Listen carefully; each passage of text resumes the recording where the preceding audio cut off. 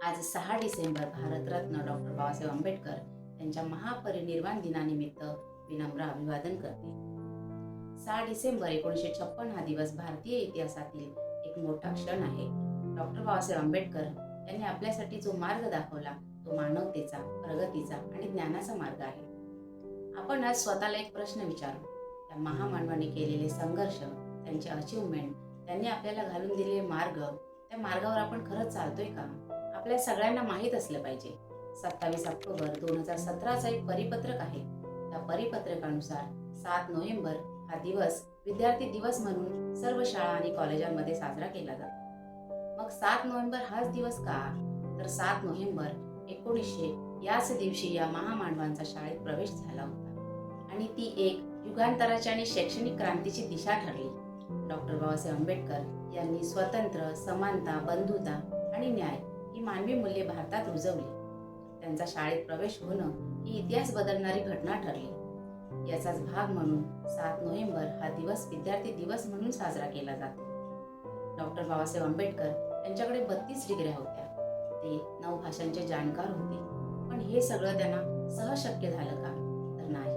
त्यांना तिथं पोहोचेपर्यंत किती संघर्ष करावा लागला, किती दुःख सहन करावे लागले, याचा आपण वाचन करायला जरी सुरुवात केली तरी आपलं आयुष्य पुरणार नाही.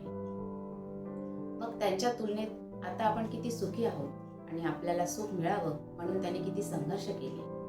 डॉक्टर बाबासाहेब आंबेडकर जेव्हा शाळेत जात होते तेव्हा त्यांना वर्गात बसण्याची परवानगी नव्हती. त्यांचा पिऊन हाताच्या उंजळीत त्यांना पाणी देत होता आणि ज्या दिवशी पिऊन नसेल त्या दिवशी त्यांना पाण्या वाचून राहावे लागत असे. शाळेत शिक्षकांनी विचारलेल्या प्रश्नांची उत्तरे येत असून सुद्धा उत्तर देण्याची परवानगी नव्हती. शेवटी एकदा त्यांनी त्यांच्या शिक्षकांना विचारलं, मला उत्तर येते मी सांगू का? तेव्हा शिक्षक म्हणाले, तुला वर्गाच्या बाहेर का होईना पण बसायला मिळतंय हे तुझं नशीब समज. त्यावेळेस त्यांना खूप राग आला. ते घरी गेले. त्यांनी आपल्या वडिलांना विचारले की काय करायचे आहे ती शाळा आणि ते शिक्षण जिथे वेळोवेळी अपमान होतोय. तेव्हा त्यांचे बाबा म्हणाले, भीमराव, हेच तर सगळं तुला बदलायचं आहे आणि म्हणूनच तुला शिक्षण घ्यायचं आहे. शिक्षणाशिवाय हे सगळं बदलणे शक्य नाही. आणि खरंच डॉक्टर बाबासाहेब आंबेडकर हे महामानव या पदापर्यंत कसे पोहोचले याला इतिहास साक्षी आहे. असाच संघर्ष करत त्यांनी अमेरिकेतील कोलंबिया विद्यापीठातून PhD केली. ते साऊथ एशियामधले पहिला विद्यार्थी होते ज्याने इकॉनॉमिक्समधून PhD केली. 1923 मध्ये लंडन स्कूल ऑफ इकॉनॉमिक्समधून त्यांनी DSc डिग्री घेतली. Degree of science in economics he degree घेतलेले हे पहिले विद्यार्थी होते. डॉक्टर बाबासाहेब आंबेडकर यांची जयंती हा जागतिक स्तरावरचा सर्वात मोठा उत्सव मानला जातो आणि जगातला 1 नंबर विद्यार्थी म्हणून आजही डॉक्टर बाबासाहेब आंबेडकर यांचं नाव घेतलं जातं. एवढं शिकून ते परदेशात नोकरी करून त्यांच्या परिवारासोबत आरामात राहू शकले असते. पण त्यांनी तसं केलं का? नाही. कारण त्यांनी शिक्षण स्वतःसाठी घेतलं नव्हतं तर समाजासाठी घेतलं होतं. त्यांना समाजात बदल घडवायचा होता. त्यांचे एक वाक्य आहे, तलवारीपेक्षा सुद्धा लेखणी महत्वाची आहे आणि लेखणीची धार ही कायम टिकणारी आहे.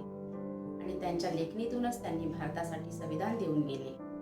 डॉक्टर बाबासाहेब आंबेडकर यांनी 14 ऑक्टोबर 1956 रोजी 5 लाख अनुयायांसह नागपूर येथे बौद्ध धम्म स्वीकारला. या दिवशी त्यांनी 22 प्रतिज्ञा घेतल्या आणि बौद्ध धम्माचे मार्गदर्शन दिले. त्यानंतर त्यांनी बुद्ध आणि धम्म या पुस्तकाचे लेखन केले आणि ते करत असतानाच त्यांची प्राणज्योत मावळली. आयुष्याच्या शेवटच्या श्वासापर्यंत काम करायचं म्हणजे काय हे जगाला प्रत्यक्षात दाखवून देणारे महामानव डॉक्टर बाबासाहेब आंबेडकर. शरीर थकलं पण विचार नाही, शक्ती कमी झाली पण ध्येय नाही आणि म्हणूनच त्यांचा प्राण गेला तरीही त्यांचे विचार कोट्यावधी लोकांना मार्गदर्शन करतात. त्यांनी जे आपल्यासाठी निर्माण करून गेले त्याचं आपण पालन केलं तर हीच त्यांच्यासाठी खरी श्रद्धांजली आहे.